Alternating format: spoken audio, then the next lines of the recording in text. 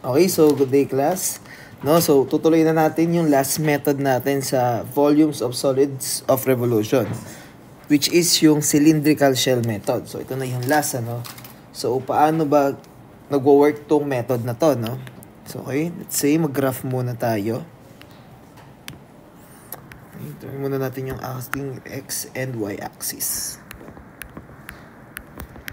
Let's say meron tayong dalawang functions. Oh, wait lang, ayusin ko lang. Ayan. Let's say itong nasa baba is y is equals to f of x. And itong nasa taas is yung y is equals to g of x. And rotated siya sa y-axis naman. So, dito siya sa y-axis magro-rotate.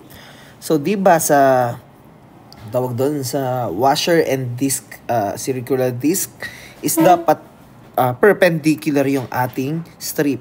Pero dito sa cylindrical shell method, kailangan yung strip natin is parallel dun sa axis of rotation. So, kung ang axis of rotation natin is y-axis, therefore, para mag-parallel yan, yung strip natin is vertical. So, okay, so vertical strip tayo dyan, ano? So, therefore, okay, let's say, magkaroon muna tayo ng mga, limits muna. Which is, ito yung ating XA and XB, no? Para makuha natin yung volume ng part na to.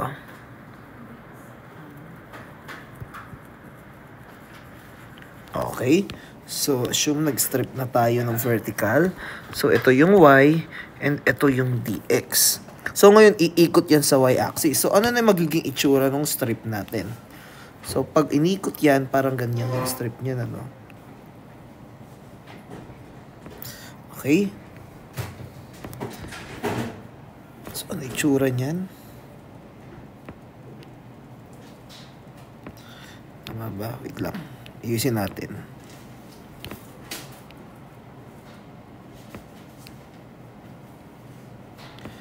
Ayan. So, parang cylinder yan na may butas, ano?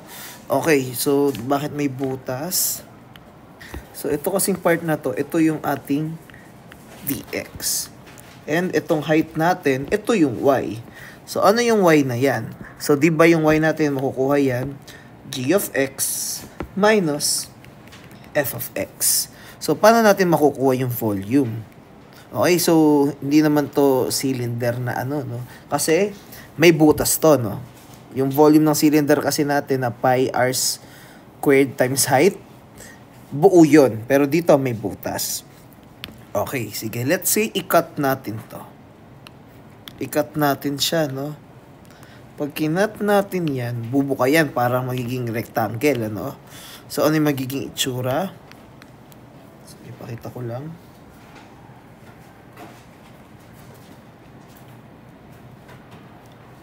So, parang magiging ganyan siya. Okay. So, pag, imagine nyo na lang, kinat natin yung cylinder, bumuka yan.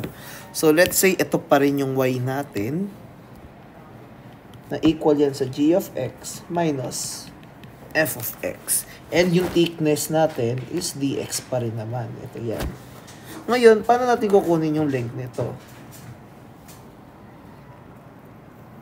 So, diba, ito lang yung, yung circumference, no? Ito yan. Yung circumference ng circle. So, paano ba natin kukunin yung circumference ng circle? So, diba, ang formula lang naman nun is 2 pi r. Okay. Na yung r na yun, ano yan? So, ito yan, ano? Ito yung magiging r natin. Na yung r natin is equal lang yan sa x. Therefore, ang formula na lang natin dito, instead na 2 pi r, so yung r natin equal sa x, bali magiging 2 pi x. So, to solve for the volume, diba? Parang rectangle lang to. So, length times height times width lang, ano? Na yung length natin is 2 pi x times natin sa height natin na y, which is g of x minus f of x times yung thickness na dx lang naman. So, since maglilimit tayo, so upper limit is xb and xa. Okay, so simplify lang natin. So, the volume will be 2 pi. Nilabas ko na. So, B yung upper and lower limit is A. Then, si x isama natin sa loob. Then, times g of x minus f of x dx. So, ito yung magiging formula natin for for cylindrical shell method. So, yan. Ganun lang siya kasimple. So, mas maganda alam nyo yung concept kung saan nanggaling yung formula para just in case na malimutan nyo, kaya nyo pa rin siya, tawag doon, i-derive. Okay. So, paano naman kapag horizontal strip tayo? Okay, gawa muna ulit ako ng graph, ano?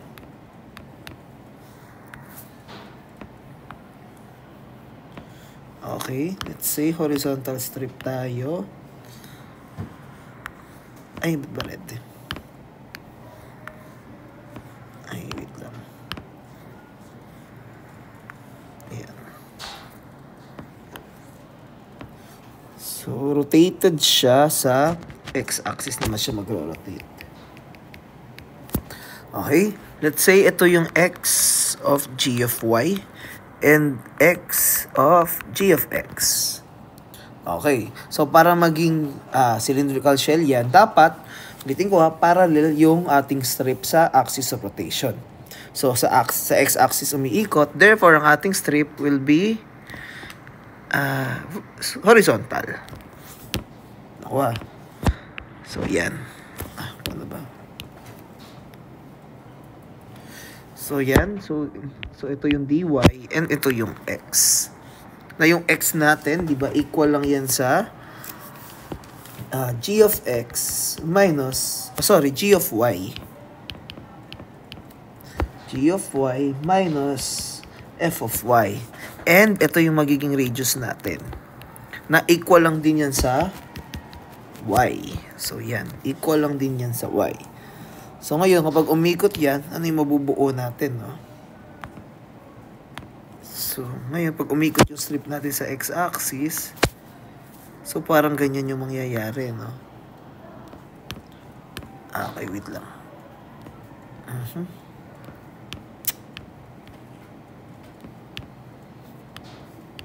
Ayan.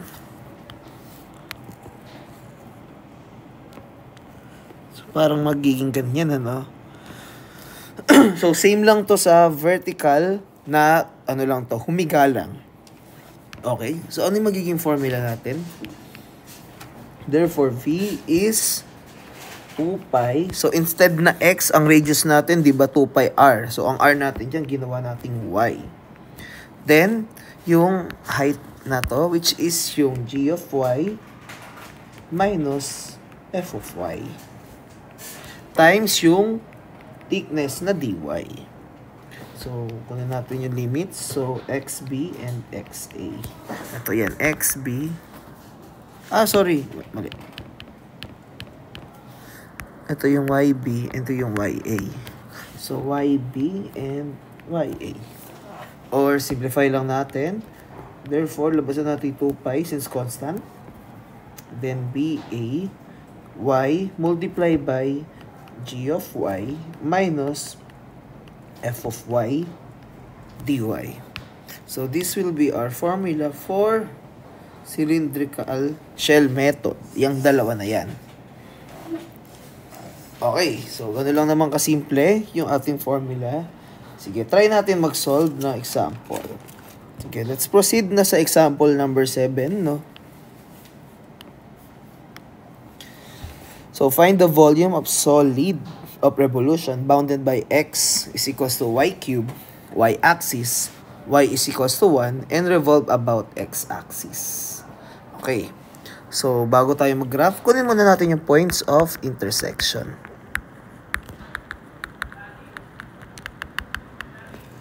Okay. So, sabi dyan, x is equals to y cube. Kapag y-axis naman, ang x natin dyan ay equal sa 0. Okay, so kapag sinubstitute natin yung x na 0, so y cube. Therefore, yung y natin ay mag-i-equal sa 0. So, therefore, ang point of intersection nila ay 0 yung x, 0 yung y. Then, kapag naman daw ang y ay 1, so substitute natin yung y na 1. So, x is equals to 1 cube. Therefore, ang x natin ay equal sa 1. Kaya ang point of intersection natin is 1 and 1. Okay. So, kunin natin, i-graph lang natin yan, ano? So, x is equals to y cube. So, xy. So, when x is 0, y is 0. So, paano pa? Kung ang x na lang gawin natin, Hindi, kung si y gawin natin 1/2. Since ang point of intersection natin ay 0 and 1, 1. Kapag 1 nilagay ko dyan, medyo, So, mangyayari dyan, si x ay magiging 1, 8. Ayan. So, kung 1, 1. Kung 2 naman tong si y, 8 naman si x. So, try nating i-graph, no?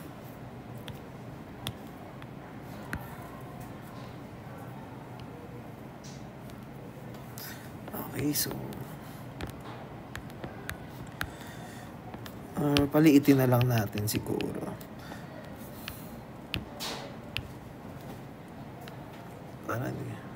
So, 1, 2, 1, 2. So, ang point of intersection natin ay sa 0 and let's say ito yung 1. Okay. Then, when x is 1, so kung ang y ay 1/2, si x ay 1/8, So, andito yung 1/8. So, bali, ito yung point. Then, kung ang tong 8, ang y, so parang dito na banda yung 8, So, parang magiging ganyan yung ating, wait lang. Yung magiging graph natin, magiging ganito ang ating graph. So, yan. Bakit? Pero, sige, ulitin natin. Yan, so ganyan yung ating graph. So, x is equals to y cube. Then, ang cut down natin ay sa y-axis. So, ito yung y-axis, no? So, y-axis. And, sa y is equals to 1. So, ito yung y is equals to 1, ano? So, ano yung area na na-bound? Ito yun, no? O yung kukuha na natin ng volume. Ito. So, ulitin ko, saan siya nagro-rotate? Sa x-axis. So, dito sa x-axis, nagro-rotate. So, pwede naman tayo ditong mag-washer method, no? Kasi, ibang point sa matatamad. Pero, since nasa cylindrical shell tayo, cylindrical shell method ang gamitin natin. So, kung sa x-axis umiikot, tayo? Horizontal strip. So, ito yung x, ito yung dy. Okay, so ang formula natin for horizontal strip is v.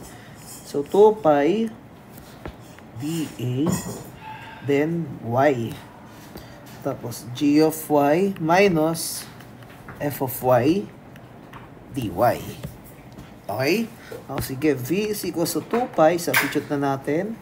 Y times, ano ba yung g of y natin? Yun yung nasa right. So, itong part na to. So, yung right natin, di ba yung function na x is equals to y cube. So, therefore, ano yung x natin? Equal daw yan sa y cube minus f of y. So, ano yung f of y natin? Ito ang nasa left. So, y-axis ang x natin dyan ay equal sa 0. Therefore, minus 0 dy. Okay? Okay, ilagay muna natin ang ating mga limits. So, since naka-y variable tayo, ang points of intersection is 1 and 0. So, therefore, 1 and 0. So, 2 pi per limit 0, 1. So, y cube times y is y raised to 4. So, minus 0, di ko na ilalagay. dy. Okay? So, integrate lang natin. So, 2 pi 1, 0. Magiging y raised to 5 over 5. Okay? Therefore, 2 pi times 1 raised to 5 over 5 minus 0 over 5 raised to 5. Since 0 yan, makakancel na yan. Therefore, the answer will be 1/5 times 2 pi is 2 pi over 5 cubic units. So, this will be our final answer. So, yan. Try nyo na lang siya gamitan ng washer method. Tingnan nyo kung same answer. Probably same answer lang yan. So, tingnan natin kung saan kayo mas komportable. And if you will ask me kung pwede ba anytime kung anong gustong gamitin, hindi. Kasi may mga times na hindi tayo pwede mamili ng strip. Kumbaga, wala tayong choice. So, what instance? For example, ganito. Ito yung parabola natin. O, ito yung equation. Diba, hindi tayo pwede mag-horizontal dito kasi same lang ng equation yung tatamaan. Kailangan vertical. So, wala tayong choice kundi sa mag-vertical strip. That's why dapat alam nyo parehong lahat ng method natin para hindi kayo mahirapan. Okay? Number 8, last problem natin for volume of solid of revolution. Find the volume of solid of revolution bounded by y is equals to x squared, y is equals to 1, and x is equals to 2. Revolve about y is equals to negative 3. Okay? Sige, kunin muna natin ulit yung ating points of intersection ng y is equals to x squared. So, kapag ang y daw ay 1, therefore, 1 is equals to x squared. Ang x natin ay equals to 1. Therefore, ang point of intersection, 1 ng x, 1 ng y. Kapag naman daw ang x ay 2, therefore, ang y is equals to 2 squared. Therefore, ang y natin ay equals to 4. Kaya ang point of intersection, 2 and 4. So, yan. Then, kunin natin, i-graph muna natin tong si y is equals to x squared, ano? Kunin muna natin yung mga points niya. Kung ang x ay 0, y ay 0. Kung ang x ay 1, y ay 1. Kung ang x ay 2, y ay 4. Sige, tingnan natin kung pwede na yan. Drawing muna tayo ng graph. Wait lang, baan na natin. Since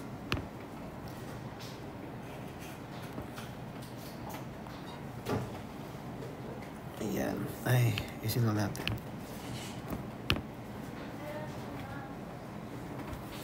So, 1, 2, 3, 4. 1, 2, 3. Okay. Kung ang x ay 0, y ay 0. Kung ang x ay 1, y ay 1. Kung ang x ay 2, y ay 4. So, ito yung graph natin dyan. Okay. So, y is equals to x squared. Next, so may cut daw tayo sa y is equals to 1. Ito yan. And x is equals to 2. Okay? So ano yung na-bound natin na area? Obviously, itong nasa loob nito. Yan yung na-bound natin. And saan daw siya umiikot?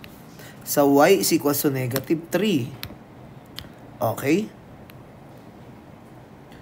So, y is equals to negative 3. Dito daw siya iikot.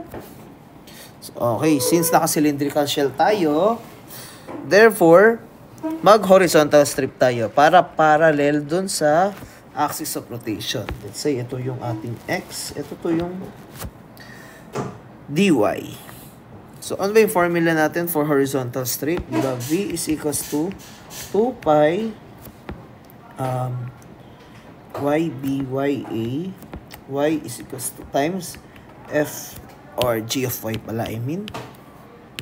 Which is yung upper minus yung f of y yung lower. dy. Okay. So, take note lang to ha. Take note na yung y natin is the radius. So, kumbaga, ito yung y natin. Ito yung y. Kaso nga lang, ang ikot niyan is y is equals to negative 3. So, bali dito iikot yan. So, ano yung madadagdag? So, bumaba daw tayo ng from 0 to negative 3. Ilan yung naging distance? Obviously, it's 3. That's why yung y natin or yung radius natin ay magiging y plus 3. Nakuha. Kaya, yung v natin ay equal sa 2 pi, yung y natin magiging y plus 3. Okay? Then, multiply natin sa g of y. So, asan yung g of y natin? Yung nasa right. So, ano yung nasa right natin? Itong x is equals to 2. Kaya, mayayari 2 minus. So, ano yung left? Itong ating parabola na y is equals to x squared. Yung x natin ay mag-i-equal saan? So, square root muna natin para magiging x is equals to square root of y. So, ang x natin ay equal sa square root of y. dy. So, ang upper limit natin, since naka-y tayo, kunin natin yung y points. Ito, 4 and ito, 1. So, 4 and 1. Ito yan, 4 and 1. Next, simplify muna natin. So, v2 pi 4, 1, y plus 3 times 2 minus, si y square root of pi, gawin natin y raised to 1/2 dy para hindi tayo mahirapan. Okay? So, using FOIL method, so y times 2 is 2y. Y times negative y raised to 1 is negative y raised to 3/2. So, kasi pag-a-add natin exponent. So, 1 plus 1/2 yan.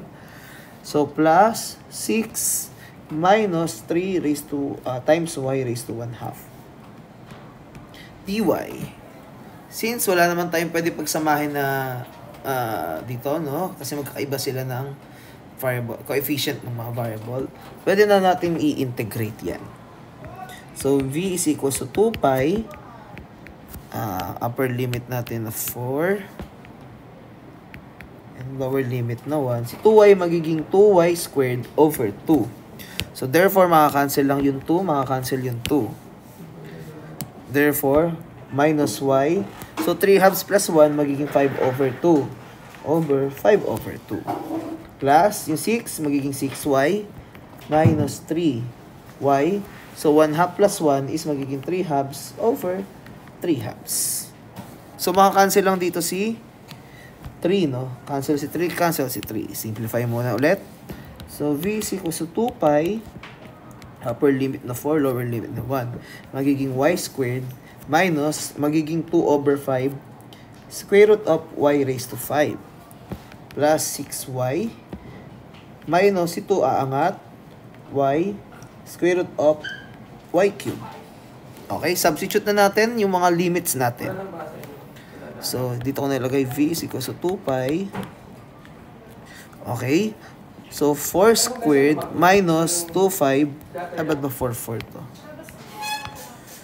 4 squared to 5th square root of 4 raised to 5 plus 6 times 4 minus 2. Ba't ba may y dito pala?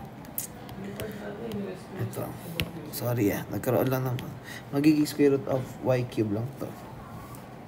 So, 2 square root of 4 cube minus, so 1. So, 1 squared minus 2 fifth square root of 1 raised to 5 plus 6 times 1 minus 2 square root of 1 cube. Okay. Simplify natin. V is equals to 2 pi.